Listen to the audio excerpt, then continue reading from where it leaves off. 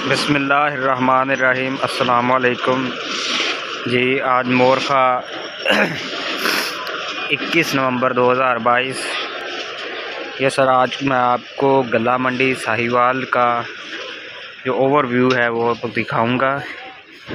ये देखें सर, मकई और मूंजी का जो सीज़न है वो पीक पर है। आजकल जो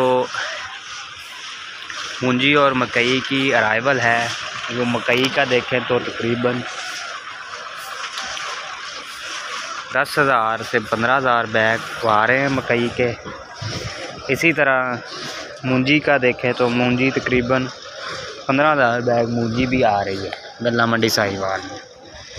तो सर ये देखने व्यू आप 15 ये गला मंडी साहिवाल है, गाड़ियाँ वगैरह लगी हुई हैं। ये देखें सर, काम हो रहा है मूंजी मकई, इसके अलावा कपास की भी कुछ डेयरियाँ आई हुई हैं। ज़्यादा जो है वो मकई और मूंजी है, आप देख लें।